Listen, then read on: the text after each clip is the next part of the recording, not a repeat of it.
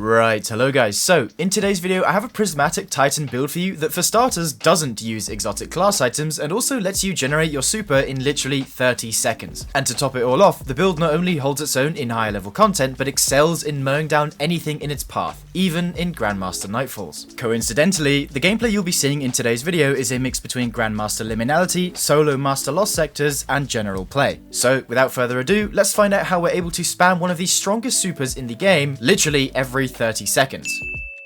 As it says in the title, the aim of today's build is to spam our super ability as often as we can. And because we're dealing with Prismatic Titan, the definition of strongest super does have a little bit of flexibility. Twilight Arsenal after its buff is now S tier for boss damage, Blade Fury is excellent for raw damage and ad clear, but to me, Glacial Quake has got to be the best out of these three. And the reason why is because out of all of those mentioned, Glacial Quake is simply the best in terms of pure crowd control and survivability. The sheer number of crystals you're able to create and the damage coming from them as a result is a deadly recipe for success. Plus, when you're not in super, you're going to have access to Permanent Radiant, which is a 25% weapon damage bonus, a total 83.9% damage resist when all buffs are stacked, constant healing, and double melee damage. So let's pick the build apart in a nice step-by-step process so you can fully understand what we're dealing with, starting with our subclass configuration. We are of course going to be on Prismatic Titan today, and as mentioned previously, our super ability of choice is going to be Glacial Quake. This ability is very strong and is able to clear entire rooms even in Grandmaster content with absolute ease. Furthermore, Glacial Quake is technically the highest total damage super in the game, with it hitting around 3 million damage if the conditions are right, and that is the crucial part, since if the boss isn't wide enough, it's not as optimal for the crystal detonations, which is why it works so well on Riven, for example. Still though, for ad clear, it's simply excellent. If you're just doing right clicks, you're able to slam for a total of 8 times, which is more than enough to clear the whole room. Up next, we're taking Thruster as our class ability since it has the lowest cooldown and is generally pretty nice for movement. Now for our melee ability, which is going to be Shield Throw, and this is actually very important for the build and will only work if we use Shield Throw. No other melee will work here. You might have guessed it already, but the reason for this is because in order to gain absurd amounts of super energy, we need to be using Doom Fang Pauldrons. This pair of exotic gauntlets for the Titan are actually quite old. In fact, they released with Vanilla Destiny 2 way back in 2017, and ever since then, they've mostly remained the same. The big thing about this exotic is the part that reads, defeating targets with void melee grants super energy. And well, it just so happens that it's a lot of super energy, 20% in fact. You see, that's why we have to use Shield Throw, since it won't work with any other melee ability, which isn't even a bad thing. Shield Throw is a pretty good melee ability, and now more so than ever, since with the release of the final shape, it received a pretty hefty 20% damage increase in PvE, and the hit count was also increased from 4 to 5, so it's a lot better now for clearing multiple adds at once. Furthermore, each enemy hit with the shield will net you a decent chunk of overshield, which will become important later when we discuss artifact perks. Moving on, our grenade of choice is going to be Pulse Grenade, as it's probably the best choice among the lot, but more importantly, it is of course a light ability, which is going to help in building our light transcendence meter significantly faster. Now let's move on to our choice of aspects. First of all, we have quite possibly the strongest Prismatic Titan aspect, which is Knockout. Knockout will make it so critically wounding or breaking the shield of an enemy will infuse your melee ability with arc energy, and then any kills while Knockout is active will make you amplified, restore a portion of your health and shields, as well as allowing your melee to deal double damage while active. This is now going to allow our Shield Throw to not only give us overshield, but also heal and give the next one double damage, which just helps in guaranteeing the shield gets a kill and returns that 20% super energy. Up next, we're taking Drenger's Lash. This is going to make it so using our thruster near enemies spawns an orb of strand matter that explodes and suspends any nearby enemies caught in the blast. Admittedly, this aspect isn't particularly synergistic with the rest of the build. It mainly serves as another source of darkness debuffing to build our dark meter, but in truth, nothing else would really fit. Consecration overrides our melee to be solo, so it won't work with Doomfang. Unbreakable doesn't really fit either, and Diamond Lance is okay here, but again doesn't provide any direct value, but there's no reason to not use it, so the choice is yours. Knockout is the main one we need, really. Now let's talk fragments. Up first is Facet of Balance. This fragment is going to make it so rapidly defeating targets with light damage grants melee energy. This is where Pulse Grenade has some pretty nice synergy, because if you chuck it into a group of adds right after using your your melee, it does give a pretty decent chunk of melee energy back, which is exactly what we want. The quicker we can get our melee back, the quicker we can recharge our super. Up next we have Facet of Purpose, truly a hallmark fragment that's borderline mandatory on all prismatic builds because it allows collecting an orb of power to grant varying effects depending on which super we have equipped. And because we're using Glacial Quake, we're going to be getting 2 stacks of Frost Armor every time we collect an orb, which at the maximum of 5 stacks is a 22.5% additional damage resist. Following on from that, we have Facet of Protection. This is simply going to grant us a 15% damage resist when near 3 or more enemies. And since this build is relatively aggressive, this only helps in keeping us alive for longer. Our 4th fragment is going to be Facet of Bravery. This is going to make it so powered melee final blows grant unraveling rounds to our strand weapons, which we will have a couple of, but more on that in the weapons section. Unraveling rounds are just going to help build our dark meter even faster and are just in general a very potent add clear status effect. Finally, our last fragment is going to be Facet of Ruin. Facet of Ruin will improve the damage and size of the burst of stasis whenever we destroy a stasis crystal or shatter a frozen target, which is only here to improve the damage of our super. That about does it for our abilities. Now let's move on to our weapon choices. Right off the bat, something you may notice about this loadout is that each and every weapon comes from the Pale Heart, and the reason why is pretty important. You see, each of the Pale Heart guns come with the origin trait Dealer's Choice, which reads, final blows with this weapon grant a small amount of super energy. Equipping multiple weapons from the Pale Heart increases this effect. So, when you have 3 weapons from the Pale Heart equipped, getting kills with any of those weapons will actually net you quite a decent chunk of super energy. In fact, it's actually 3% per kill, which doesn't sound like a lot, but in practice, you will very much notice it. Now, there is a small caveat to that though. Despite guns like Still Hunt, Kvostov, and Ace of Spades technically counting as Dealer's Choice weapons, getting kills with those exotics won't give you the bonus super energy. The kills have to come from the Pale Heart legendaries. So as far as weapons are concerned, make sure you capitalize on the maximum set bonus by having 3 Dealer's Choice weapons. My favorite one to use is most definitely the Call Rocket Sidearm, since it's so easy to get loads of kills and as a result, loads of super energy. As I mentioned previously, Still Hunt also counts as a Dealer's Choice weapon and is a nice pairing for dealing with beefier targets or bosses. It also helps that Pro Memoria is just an incredibly solid LMG that happens to be from the Pale Heart, so that's our heavy slot sorted. Now, we've already had an extensive chat about our choice of exotic armor, that being Doom Fang Pauldrons, so now let's find out exactly how to get our melee back as fast as possible by going over our choice of armor mods. Starting off with the helmet, we're taking double hands on for even more super energy when getting kills with shield throw, and by the way, this also works with unpowered melees so long as you have knockout active. I've also gone for a strand siphon so that the call can make orbs on double kills. For the mods on our Doomfangs, we're simply going to want triple heavy-handed to make orbs on melee kills and also to reduce the cooldown of said method to just 1 second, which basically lets every melee kill generate an orb. Chest piece, like usual, is just general resist mods, and for the boots we're going to need Absolution and Invigoration so that every time we collect an orb of power we get roughly 15% of our melee back, and Recuperation for the small chunk of health when picking up said orb. Finally, for the class item we need Reaper for more orb generation after using Thruster, Outreach for a small chunk of melee energy, again after using Thruster, and lastly the most important mod, 1-2 Finisher. 1-2 Finisher will make it so performing a finisher with at least 3 armor charges will grant 70% of our melee energy back. And with how often we're making orbs with our melee and weapons already, you should be able to do this pretty frequently. 1-2 Finisher is the main way to get our melee back as fast as possible, and the nice thing is, by the time you've performed the finisher, you probably would have charged that remaining 30% melee energy anyway, so after that you can jump straight back into using your shield throw. Circling back to weapons real quick, I do hear some of you saying, why am I not using Monte Carlo? Isn't it really good for getting your melee back? Well, yes, but it is a 1 in 4 chance, and to be honest, the amount of time it would take you to get that 1 in 4 kill versus performing a 1-2 finisher is probably the same. So I'd wager the difference doesn't matter, plus it also takes away 1 weapon with Dealer's Choice, so Monte Carlo gets a no from me. Alright then, now let's go over our artifact perk choices. First up in column 2, we're taking Winning Hand. This is just here for on the off chance we get a precision kill with any of our Pale Heart weapons, it will create a small solar explosion. Moving on to column 4, we're going to be needing Radiant Orbs to grant us a 25% damage boost for 5 seconds every time we collect an orb. And since we're going to be making quite a lot of orbs, this perk will be active almost 24/7. Galvanic Armor is up next, and this is just here to provide us an additional 30% damage resist whenever we are amplified, which again is going to be happening all the time. Finally, in column 5, we're taking Shield Crush. Shield Crush will make it so whenever we have Frost Armor or a Void Overshield, our melee will deal 25% more damage and recharge 25% faster, and similarly, whenever we are amplified or radiant, our grenade will deal 25% more damage and regenerate 25% faster. And because we're going to have all of these effects all the time, this perk will never run out. The last perk we're taking is Transference to simply grant our grenade and melee 10% 10% more damage while Transcendent. Alright then, I think now is a good time to discuss the optimal gameplay loop of the build. For starters, whenever you begin an engagement, you should aim to secure a melee kill with your shield throw as quickly as possible to get the chain started, and do remember to collect the orb it creates. Then quickly generate 2 more orbs with either a couple punches from knockout or 2 multi-kills with the call, which will also grant more super energy, and when at 3 armor charges, you need to perform a finisher on the nearest enemy to get your melee back. Once you have your melee back, repeat the previous chain of events until you have your super. Be sure to use your super at the earliest convenience, and by the time it ends, you should ideally have or at least be close to fully charging your Transcendence meter. And once you have it, because your melee recharges so fast when in this state, it's going to be super easy to get your next super back. Furthermore, dealing damage while in Glacial Quake should almost instantly fill your dark meter for the next Transcendence activation, and from then on, I'm sure you get the idea. As always, there will be a dim link at the top of the description for you to copy the build hassle-free. Anyway, that's all for today. I hope you enjoyed the build, and I'll see you in the next one. If you made it this far, thank you so much. Your support means the world. And if you're really into the content I create, consider becoming a member of the channel, which not only lets you support me in the best way possible, it also nets you a whole host of awesome perks along with it. A massive shout out to these members up on screen, and I'll see you in the next one. Bye for now, dear viewer.